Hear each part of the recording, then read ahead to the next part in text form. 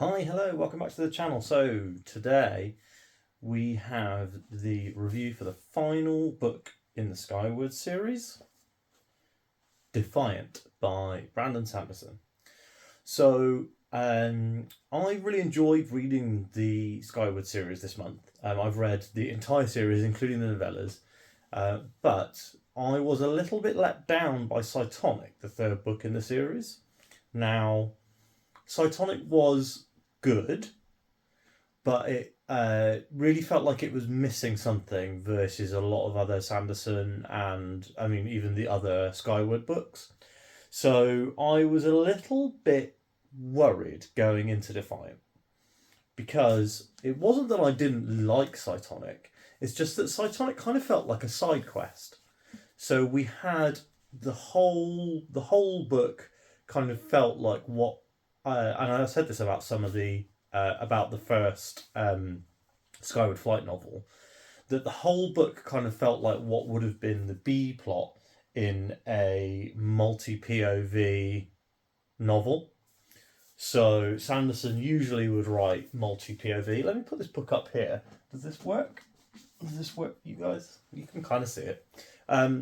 So the Sanderson normally writes multi POV epic fantasy where the books are like 300 or 400 pages longer than this one.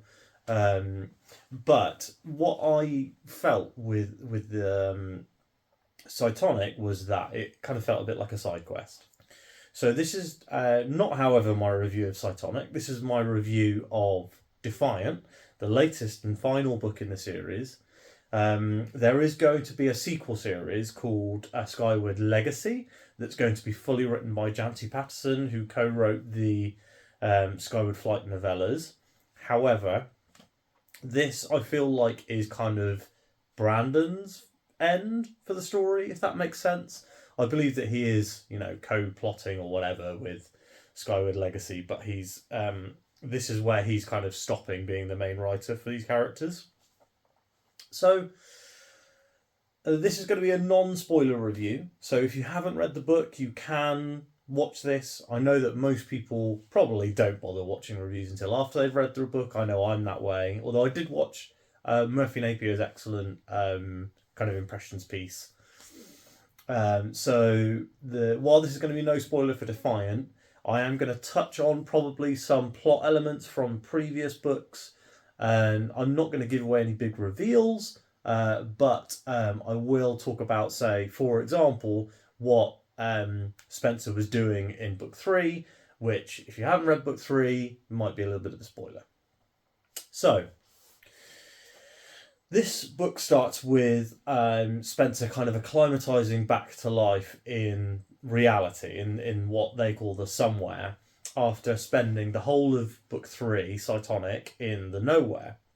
Now, we also get through the Skyward Flight novellas, we have seen the humans of Detritus find allies in the war against Winzik and the Superiority.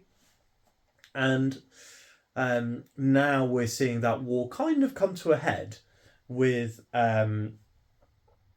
Spencer and the humans of Detritus now under the full command of Jorgen.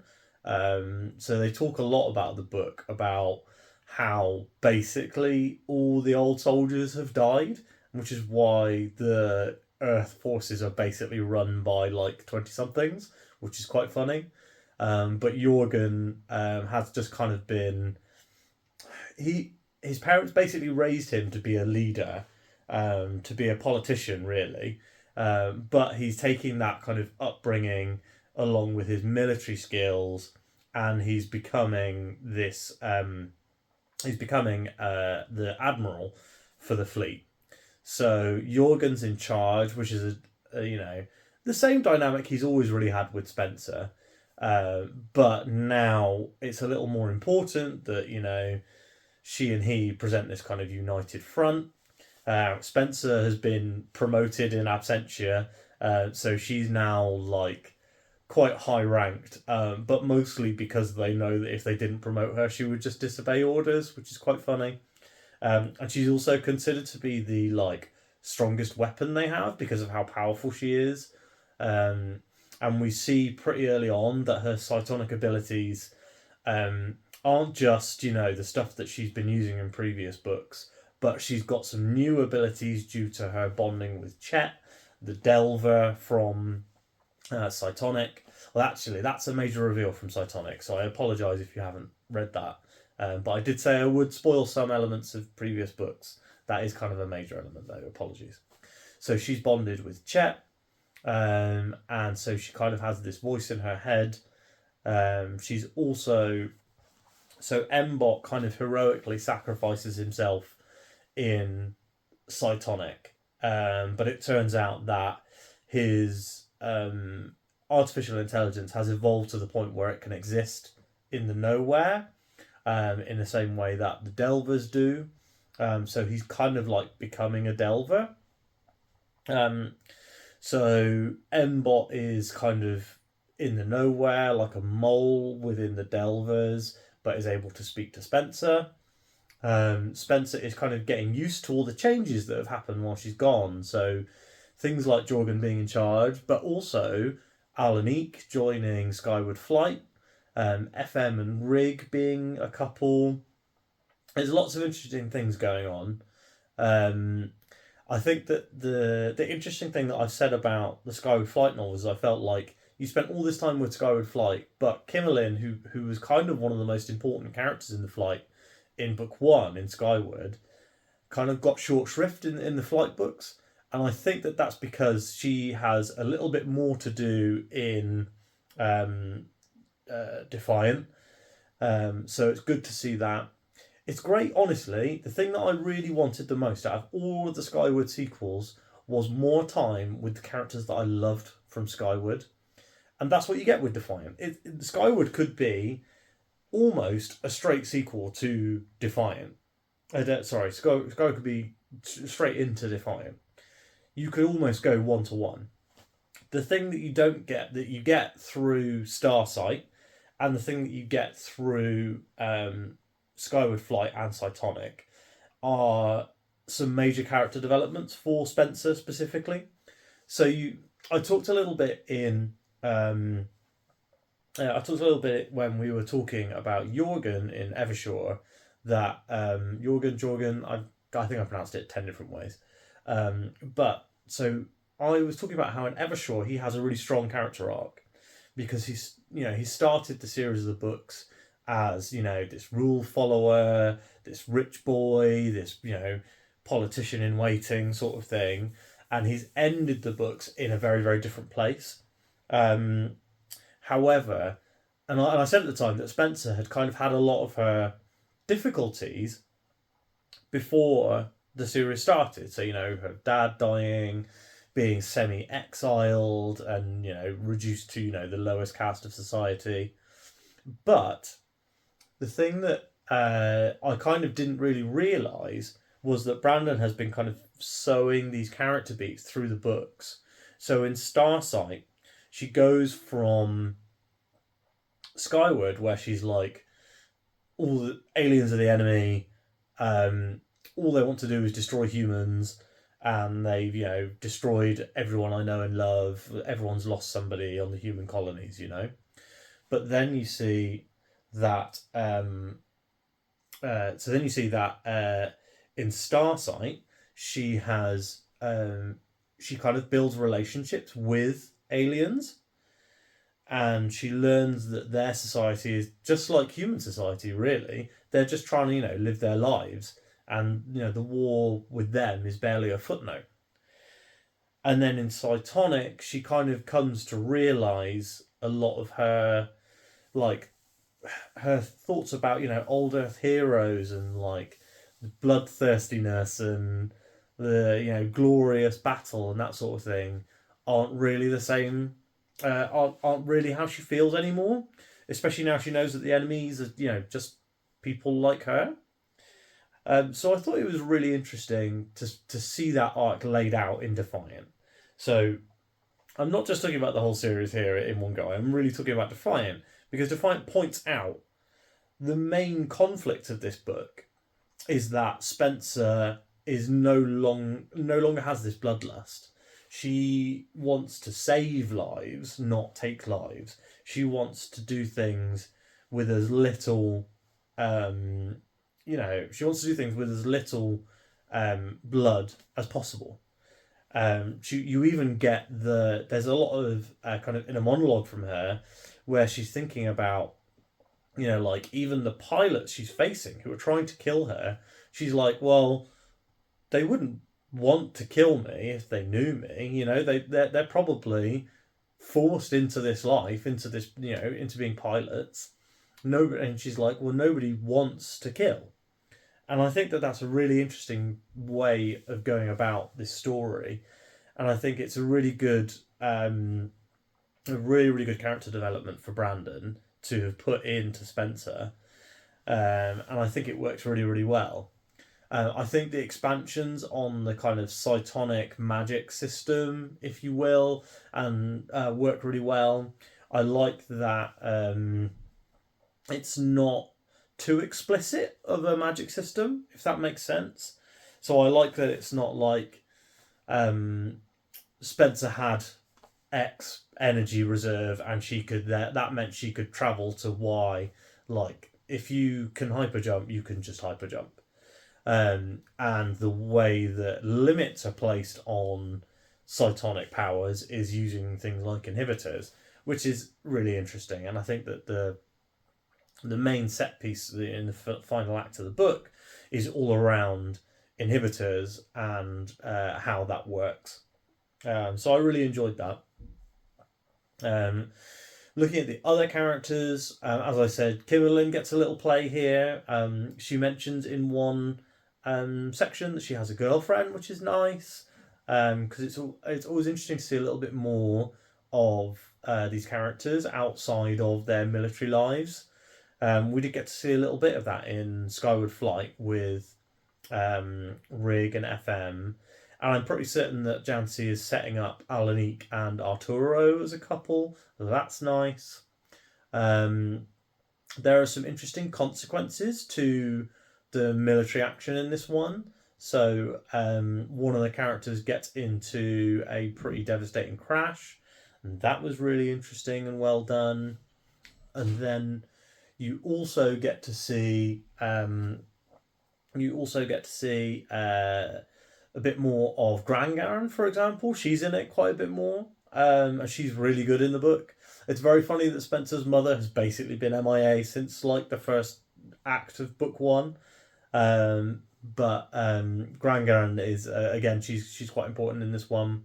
You get to see a little bit of Cobb, although he's kind of stepped away from the military, but he's still there in an advisory capacity.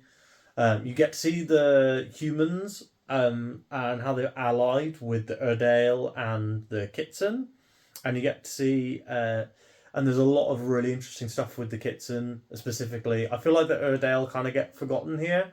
Renakeen is in this, but only has a few lines. So if you loved him from Redawn, apologies, but you don't get too much of him. There's not much of Alanique either. She's part of one of the kind of main story beats, but then you don't really see her much again. In terms of overall enjoyment, I actually think this was probably my favourite Skyward book. The original first Skyward, there's a really interesting mystery. So there's kind of, what's going on with detritus, what's going on with the debris field, what's going on with the Krell, like who are they? And now we have the answers to all of the questions. Although Sanderson does still have a surprise up his sleeve in this book. And it wasn't one that I had actually predicted. But I really liked it when when the turn happens, I really enjoyed that. And I really liked how the villain plays that to their advantage. So, all in all, Defiant was an excellent book. And I have to say there were a few moments in the finale, the final few chapters, that I got quite emotional. There was a proper whoop cheering, fist pump in the air action moment. There's some fantastic fights. Brandon has this ability in a lot of his books to pull everything together, almost like a kind of Avengers Endgame moment. And he really does that with Defiant. So he's able to kind of knock down all the dominoes that he set up. So he's introduced, all these amazing characters, and each one gets to have their moment in the sun. So I really enjoyed that. I think that the ending was genuinely fantastic, like one of Brandon's better endings. And it was really good as well to pull us kind of out of that slow decline that we'd seen in Cytonic. So I would say Starsight and Skyward are kind of even in terms of quality. I think I enjoyed the characters more in Skyward than in Starsight. And then, the novellas, only one of them was really as good as the full novels. And then Cytonic was obviously worse. It was one of the worst books in the series. So there'd been kind of this steady decline, and then there's a sharp uptick here to where I would say Defiant. I rated it on Goodreads as a 5-star book, and I do think I still feel like it's a 5-star book, and I think that I'm about to record my video for the compilation of best books of 2023 by Matt from Matt's Fantasy Book Reviews, and I think that Defiant is possibly going to be my best 2023 release. I really enjoyed reading this series, and I think they ended on a real high note. And Sanderson does do the trademark Sanderlanche here, and it is excellent. The final battle and everything surrounding it is really good, and then we also get kind of the lift out of it, and we get to see kind of the consequences and things that are going to happen next. And there's some really interesting setup for that Skyward Legacy series. So all in all, a very, very successful book, and I would say a worthwhile series to read. If you are a fan of, I would say maybe the first Mistborn books, the first trilogy with Vin. Vin and Spencer have some interesting kind of analogues, different qualities that they share. Kind of the powered character, I guess, trope maybe. Some of the way that they live with their powers in the later books is kind of similar. But yeah, if you are interested in sci-fi and you want to read something by Brando Sando, then I would definitely recommend this one. It's marketed in the US as YA, and I absolutely can see why, but it does not have the thing that YA books have that people don't really like. So it doesn't have an overly over focus on the romance story above and beyond the actual world-ending consequences. There's no love triangles. The romance between Spencer and Jorgen is very nascent almost. Like they're dating. They refer to each other as boyfriend and girlfriend. But there's not like a world-ending, we're going to be together forever sort of relationship there. It's a much more realistic portrayal, I would say, of that first romance. So yeah, all in all, I loved Defiant. It was such a great read. I wish that I'd been able to read it quicker, honestly. So when I was reading Defiant, unfortunately, I've had some illness in the family this week, so I've had a lot less reading time. And every time I wasn't reading it, I was like, oh, I wish I could get back to Defiant. Wish I could read some more. And although I have loved the audiobooks of the Skyward series, because they were slower to read than the physical book, I ended up reading, I would say, 90% of this physically. So yeah, really interesting split. And I read all the others digital audiobook. Like I read the novellas, I only read audiobook. I didn't read a single page. And the others I read mostly audio. With Defiant, I ended up reading almost exclusively physical. So yeah, and really loved it. So massive recommendation. If you liked but didn't love Cytonic, then this is a massive step up. We're definitely back to the quality of that first Skyward book. So if you love Skyward, this is one for you. So, have you read Defiant? Have you read the Skyward series? Have you got any thoughts on Defiant, Skyward, Brando Sando in general? Why don't you pop those in the comments down below? If you like this video, please give it a like. Subscribe for more content from me. I've read several Brandon Sanderson books this month. So there's a lot of Brando Sando reviews that are in the chamber, ready to go up. And also, I've recorded a full spoiler discussion for Tress of the Emerald Sea. There'll be another one for Yumi and the Nightmare Painter coming in the near future. And then again, the Sunlit Man. I don't know when those will hit the schedule, but I'm going to try and get those out before the end of the year. My December TBR is going to be going up tomorrow. So if you want to see what I'm reading this month and join in, then you're absolutely welcome to join in with the chat. And for everything else, I will speak to you in my next video. Goodbye.